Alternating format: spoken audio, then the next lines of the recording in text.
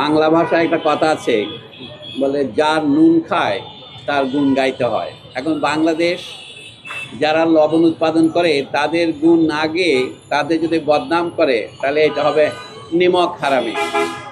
আপনারা জানেন হিন্দিতে বলেন নিমক, বাংলায় বলি আমরা লবণ বা নুন। তো বর্তমান সরকার যে লবণ আমদানি নীতি নিয়েছে, এটা দেশের যারা লবণ উৎপাদক তাদের বিরুদ্ধে একটা পদক্ষেপ।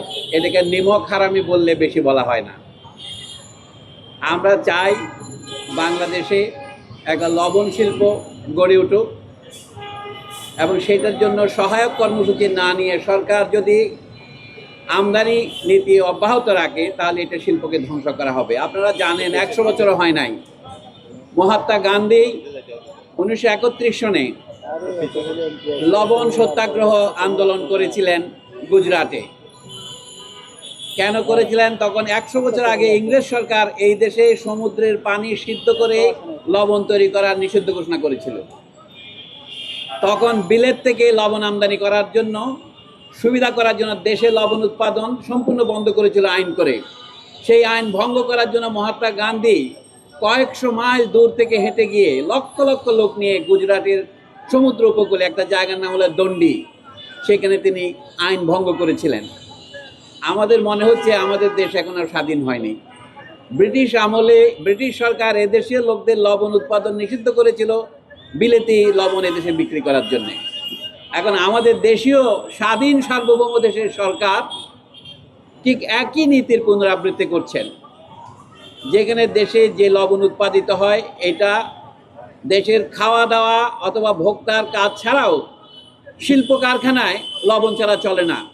লবণ হচ্ছে এমন একটি উপাদান, আমরা আগে বেতন দেওয়াটাকে এখন ইংরেজিতে স্যালারি বলে। স্যালারি মানে হচ্ছে লবণ দিয়ে বেতন দেওয়া হতো। লবণ ছিল একসময় টাকার বিকল্প, কারণ সবার লবণ লাগে। খাদ্যে যদি লবণ না হয় যত মজার গোস্তই হোক না কেন কোনো মজা হবে না। কাজে এই সর্বজন সম্মত লবণ যদি দেশে উৎপাদনের মতো আমাদের এত সহজ উপায় আছে, আমাদের শুধু লক্ষ লক্ষ লোকের কর্মসংস্থানের প্রশ্ন হচ্ছে না, সারা দেশের চাহিদা মেটানোর মতো লবণ আমরা তৈরি করতে পারি এবং জাতীয় অর্থনীতিকে সমৃদ্ধশালী এবং অর্থবহ করার জন্যে আমাদের শিল্প কারখানার বিকাশের পথে লবণ হচ্ছে অপরিহার্য। তো যেই কারণে আপনারা দেখছেন বর্তমানে আমাদের দেশে আমাদের চাষিদের, শ্রমিকদের, সাধারণ মানুষের কোনো রকমেরই অংশগ্রহণ নাই। এইটাই হচ্ছে মূল সংকট। এই সংকট যদি আমরা সমাধান করতে চাই, আমরা যদি যুক্তির পথে না আসি তাহলে মানুষ ভাঙনের পথে যায়। এই জন্য বলবি আজ বাংলাদেশে একটা রাজনৈতিক অচলাবস্থা চলছে।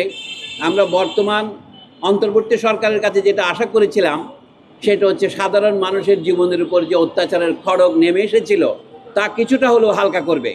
কিন্তু আমরা দুঃখের সাথে বলতে বাধ্য, এই নতুন করে হঠাৎ এই ভরা মৌসুমে নতুন লবণ উৎপাদনের সময়ে নতুন করে বিদেশ থেকে লবণ আমদানির সিদ্ধান্ত কিছুতেই শুধু চাষি বিরোধী নয়, এটা দেশের স্বাধীনতা বিরোধী একটি কাজ।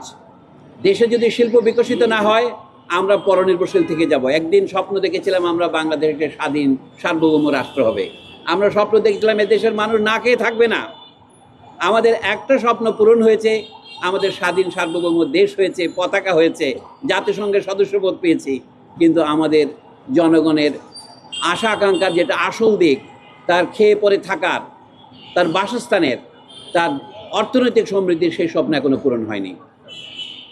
কাজে আমি একটা কথাই বলবো, এখানে আন্দোলন করতে যারা এসছেন তারা সুদূর কক্সবাজার থেকে, চকরিয়া থেকে, মহেশখালী থেকে, কুতুবদিয়া থেকে এসেছেন।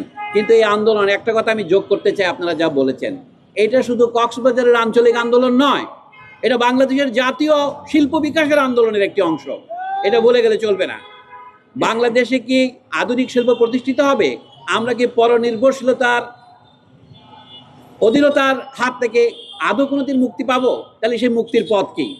আমরা জানি লবণ একটা মিশ্র শিল্প। আমরা কথায় কথা লিখেছি লবণ চাষি, তার মানে এটা কৃষির অন্তর্গত।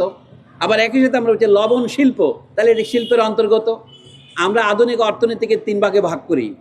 প্রাথমিক শিল্প হচ্ছে কৃষি, দ্বিতীয় শিল্প হচ্ছে শিল্প কারখানা, আমার তৃতীয় সেক্টর আছে সেটা হচ্ছে আমাদের সার্ভিস, আমাদের উচ্চশিক্ষা, আমাদের চিকিৎসা, আমাদের যত অন্য কাণ্ড কারখানা। কাজেই আমরা যদি গোড়াতেই গলদ রাখি তাহলে আমাদের দেশ কখনো বিকশিত হবে না। আজকের এই সমাবেশের মাধ্যমে আমি অন্তর্বর্তী সরকারের উপদেষ্টাদের কাছে, প্রধান উপদেষ্টার কাছেও আহ্বান রাখতে চাই, আপনারা এই সমস্যার সমাধান করতে পারেন। এটা সমাধানের অতীত সমস্যা নয়, শুধুমাত্র মুষ্টিমেয় গোষ্ঠী স্বার্থে, কতগুলি ব্যবসায়ী এবং শিল্প গ্রুপ সিন্ডিকেটের স্বার্থে, কয়েকটা গ্রুপের স্বার্থে এই আমদানি নীতি নেওয়া হয়েছে। যদিও বা উপদেষ্টারা আমাদের প্রতিশ্রুতি দিয়েছিলেন তাদের মৌসুমে, তাদের মেয়াদকালে তারা নতুন করে কোনো লবণ আমদানির সিদ্ধান্ত নেবেন না। যেখানে দেশের চাষিরা যেখানে 5 টাকা মূল্য পায় না, আমাদের 40 টাকা দিয়ে বাজারে লবণ কিনতে হয় কেজি প্রতি। এতে বোঝা যায় বিরাট অন্যায়টা কোথায় হচ্ছে। এই যে মধ্যস্বত্বভোগীরা চাষিদেরকে বঞ্চিত করে এবং ভোক্তাদেরকেও লুণ্ঠিত করে নিজেরা একটা বিপুল পরিমাণ মুনাফা খসিয়ে নিচ্ছেন, সেই মুনাফাজীবী এবং মুনাফাখোরদের স্বার্থেই সরকারের যে অংশ এই আমদানিতে সম্মতি দিয়েছেন তারা তাদের স্বার্থেই কাজ করছেন। এটা বুঝতে হবে যে এখানে একটা সংগ্রাম চলছে সাধারণ চাষি এবং শ্রমিক এবং লবণ উৎপাদকদের সাথে, এই দেশের যারা মুনাফাভোগী ব্যবসায়ী সমাজ তাদের। এখন সরকারকে দেশের মানুষের প্রতিনিধিত্ব করবে না মুষ্টিমেয় সংখ্যালঘু মুনাফাখোর ব্যবসায়ীদের স্বার্থ লঙ্ঘন করবে, এটা রক্ষা করবে? এটাই হচ্ছে মূল কথা।